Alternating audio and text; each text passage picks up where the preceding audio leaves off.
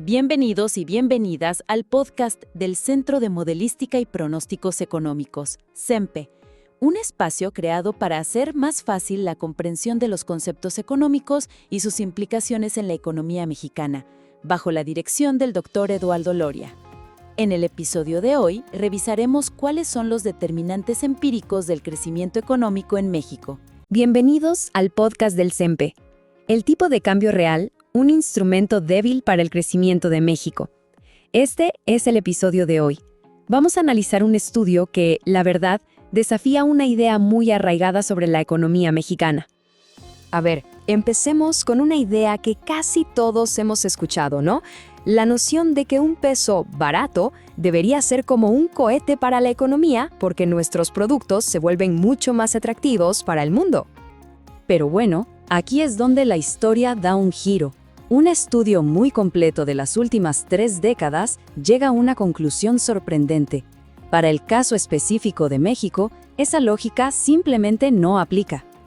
Entonces, para entender bien por qué este resultado es tan llamativo, vamos a repasar rapidísimo qué es lo que dice la teoría económica de toda la vida. El concepto clave aquí es el tipo de cambio real, o TCR. Y ojo, esto no es solo ver a cuánto está el dólar, no, es una medida mucho más sofisticada que nos dice en realidad qué tan competitivos son nuestros productos frente a los del extranjero. La lógica tradicional suena impecable. Si el peso se deprecia, nuestros productos se abaratan para el mundo, así que exportamos más. Al mismo tiempo, comprar cosas de fuera se vuelve más caro, así que importamos menos. El resultado esperado, ¡pum!, un empujón a la economía local. Muy bien. Ya vimos la teoría. Ahora, pasemos a la práctica. ¿Qué nos dicen los datos duros de México? Pues el hallazgo central es así de claro. Las variaciones en el tipo de cambio tienen efectos muy cortos y que estadísticamente son casi insignificantes para el crecimiento del PIB. Y claro, esto choca de frente con la teoría. Así que la pregunta del millón es, ¿por qué en México no funciona? ¿Qué tiene nuestra economía de particular? El análisis usa una analogía que es perfecta para entenderlo. Imaginen que quieren empujar un resorte, pero al mismo tiempo alguien lo está estirando desde el otro lado. Las fuerzas se cancelan.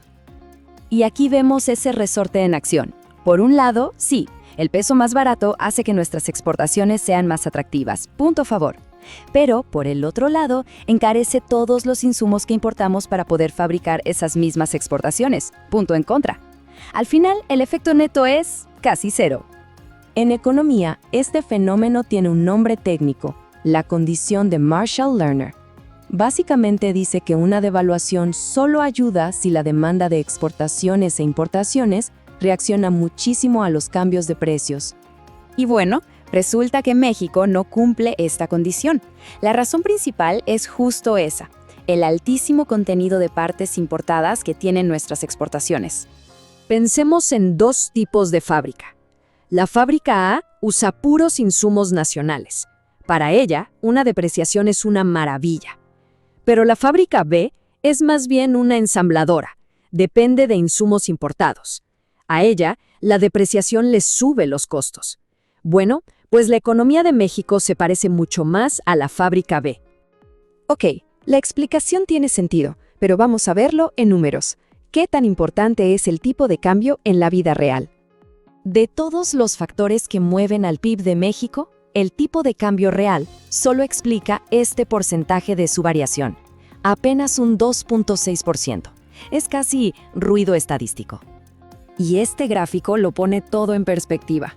Comparemos ese pequeño 2.6% con los verdaderos pesos pesados, la producción industrial de Estados Unidos, que explica un 40%, y la inversión privada aquí en México, que explica otro 18%. La diferencia es abismal. El modelo econométrico lo confirma. Cualquier empujoncito que pudiera dar el tipo de cambio se desvanece en menos de un año.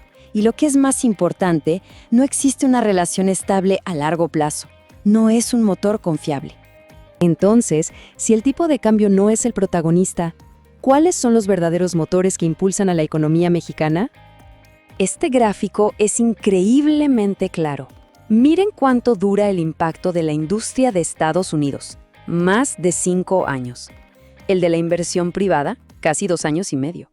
Y el del tipo de cambio, menos de 1 año. Es un efecto fugaz.